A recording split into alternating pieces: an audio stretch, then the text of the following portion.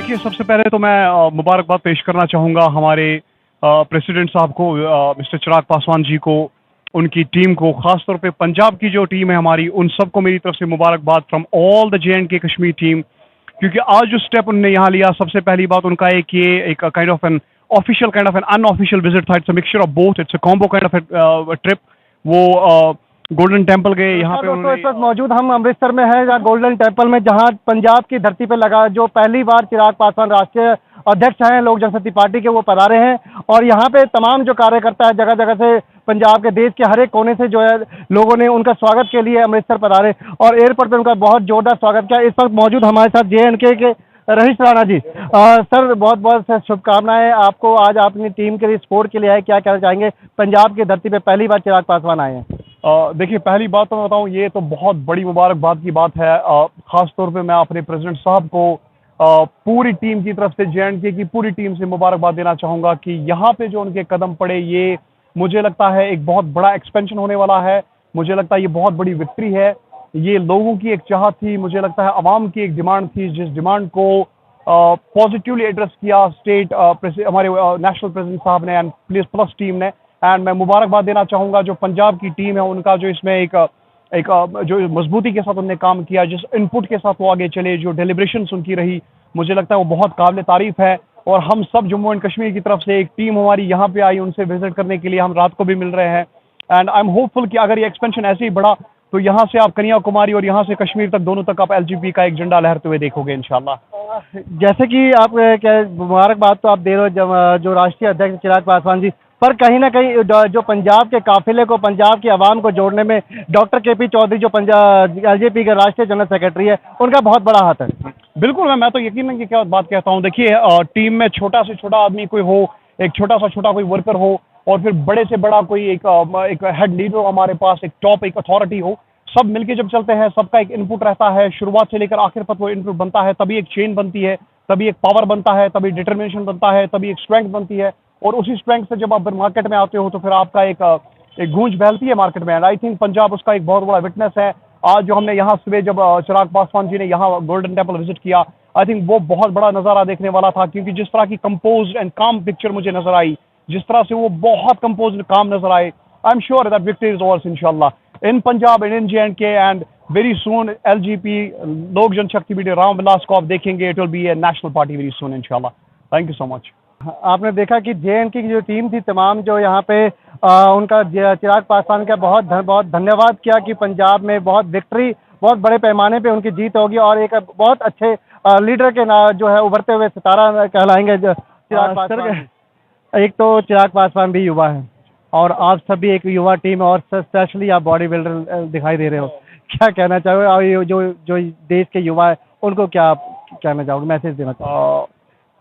देखिए, speaking very frankly, मुझे ये लगता है कि जो युवाओं की प्रॉब्लम हम समझते हैं, ये बहुत जनरलाइज्ड कॉन्सेप्ट है। मुझे लगता है जिस तरह की तकलीफ मुझे as young, as youth, as a growing kind of a man, his यही प्रॉब्लम पंजाब के यूथ में है। मुझे लगता है यही सफरिंग्स आपको somewhere in maybe Uttarakhand मिलेगी, समवेयर राजस्थान मिलेगी, you go to Mumbai, you will find the same problems. मुझे लगता है यूथ की एक समस्या जो है वो बहुत बेसिक है, बहुत बुनियादी है। मोर इम्पोर्टेंटली अगर हम बात करेंगे, that's about employment. I think employment का बहरान जो अभी दिख रहा है, खासतौर में अपनी जे-एंड-के की बात करूंगा, गजब का बहरान है, वो पंजाब में भी दिख रहा है आपको। वो आप हिंदुस्तान की किसी भी और स्टेट में जाइए, किसी भी और जगह पे जाइए, you will have this problems. आपको जो यूथ को मोबिलाइज करना है, चैनलाइज करना है टुवर्ड्स एन एनर्जेटिक कॉन्सेप्ट, वो नहीं है। आप जो यूथ को टुवर्ड्स स्पोर्ट्स पुश करना चाहेंगे, वो चीज़ मिसिंग है। आप जो यूथ की एनकरेजमेंट करना चाहेंगे, वो मिसेस है। आपके जो इंस्टीट्यूशंस होने चाहिए जो यूथ को एक्चुअल गाइडेंस प्रोवाइड करे, वो मिसिंग है। आई थिंक ऑल टुगेदर हमारे पास बहुत बड़ा फोर्स है। हम जानते हैं हमारे पूरे भारत में इसमें I think youth is the force, and इस फोर्स को अगर सही टाइम पे गाइड नहीं किया गया तो मुझे लगता है रफ्तार के साथ, वक्त के साथ, ये शायद उधर इधर अल्लाह ना करे कि किसी उस रास्ते पे चला जाए कि हमें बाद में पछतावा करने के लिए मौका ना मिले। यूथ को आप क्या मैसेज देंगे? क्योंकि यूथ जो ज़्यादा ऑल ओवर स्टेट, पूरा जो भारत देश में जो है ड्रग्स की तरफ ज़्यादा उनका ध्यान है। देखिए, मुझे लगता है यूथ से पहले तो ये हमें देखना पड़ेगा कि जो ड्रग्स लाते हैं, जो इसके पीछे चैनल्स है, जो इसके पीछे सोर्सेज है। क्योंकि अगर मैं ड्रग करता हूं, मुझे लगता है पहला टारगेट तो मैं नहीं होना चाहिए, पहले मुझे एड्रेस तो नहीं करना है। अगर आप वो सोर्सेज बंद नहीं करते हैं जहां से हम कहते हैं कि कोई किनारा, कोई दरिया का कोई नहरा आता है, जहां से वो खुलता है, जहां उसकी ओपनिंग है, जहां बिगिनिंग है, उसको होल्ड करिए। हमारी सिक्योरिटी एजेंसीज को होल्ड करिए, जो may be upside down side से जो सोर्सेज हैं उन्हें आप होल्ड करें। हमारे पास इतना बड़ा इंस्टीट्यूशन है, एजेंसीज का, security, police, paramilitary, everything is in hands, but I don't think why it's not as operational as it should be, why is it as particularly मैं बात करूं पंजाब की, अगर हम बात करेंगे उतना एनफोर्सेबल क्यों नहीं है जितना ये होना चाहिए। आई थिंक पहले सोर्सेज को आप देखिए, फिर वजह देखिए। बहुत सारी वजूहत है, मैंने कहा एम्प्लॉयमेंट एक बहुत बड़ा प्रॉब्लम है। जब लोगों को कहीं मौका नहीं मिलता एंगेज होने का तो वो फिर इधर उधर भटक रही है ऑब्वियसली। सो आई थिंक हमें वो मैदान बनाना पड़ेगा जहां लोग कहीं ना कहीं अरेंज हो जाए, जहां वो फिट हो जाए, जहां वो बिजी हो जाए, एंगेज हो जाए। When somebody is engaged, he doesn't have the time to go here and there. आपकी टीम जम्मू कश्मीर से आई है एलजेपी के सपोर्ट के लिए, कैंपेनिंग के लिए, क्या कहना चाहेंगे? क्योंकि जो जम्मू कश्मीर है एक बॉर्डर एरिया है और देश का सबसे बड़ा एरिया जो जहाँ पे आए दिन कुछ ना कुछ होता रहता है। जी जी बिल्कुल। हमारी पूरी टीम आई कश्मीर से यहाँ पे चिराग पासवान जी को सपोर्ट करने के लिए। हमने देखा कि यहाँ पे बहुत लोग आगे आ रहे हैं, हमें बहुत सपोर्ट मिल रहा है, हमारी पार्टी को यहाँ पे बहुत सपोर्ट मिल रहा है। जी, जो बॉर्डर एरिया है जम्मू एंड कश्मीर सर, उसके इसके बारे में आप क्या कहना चाहेंगे? क्योंकि आए दिन कभी ना कोई ब्लेम लगता रहता है कि देश की सुरक्षा को ले। देखिए, मैं एक बात बताऊंगा आपको, जम्मू कश्मीर जो है वो बहुत डिफरेंट है करीबन करीबन हिंदुस्तान के हर एक स्टेट से। ये एक्सेप्ट करना पड़ेगा, ये मानना पड़ेगा और ये समझना पड़ेगा। बड़ी बात है कि आप समझे और एक्सेप्ट करें।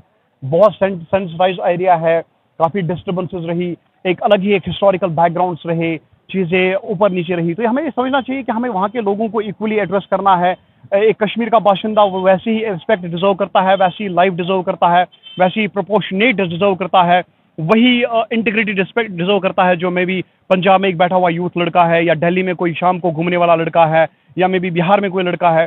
आई थिंक आपको उस तरह से देखना है। अगर आप एक नज़र अपनी खोलेंगे, अपने विजन को बढ़ाएंगे, हॉराइजन को एक्सपैंड करेंगे, फिर कश्मीर को अगर आप टारगेट करते हैं, उसको एड्रेस करते हैं, पॉजिटिवली करते हैं, एक नियति के साथ करते हैं, अगर आप दिल से करते हैं, एक अच्छी नीयत है आपके पास, तो आई थिंक कोई बड़ी प्रॉब्लम नहीं है। लेकिन अगर आपकी नीयत खराब है, अगर हमारी नीयत खराब है और खराब नीयत लेके हम टारगेट कर रहे हैं, एड्रेस कर रहे हैं, तो आई थिंक हम सफलता कभी नहीं मिलेगी and the problem will continue. जी बिल्कुल, कि नीयत साफ होनी चाहिए। किसी भी काम में हाथ डालने से पहले मकसद जो है वो बिल्कुल साफ होना चाहिए ताकि देश की उन्नति की जा सके। और आप जब हमें साथ बातचीत कर रहे थे, देख रहे थे आप कि युवा हैं और देश के सबसे बड़ी बात है कि इन्होंने अपने हेल्थ के ऊपर बड़ा ध्यान दिया, और इनको देखते हुए समाज में एक मैसेज आएगा कि जो यूथ जो है नशे की तरफ केंद्रित होती हैं वो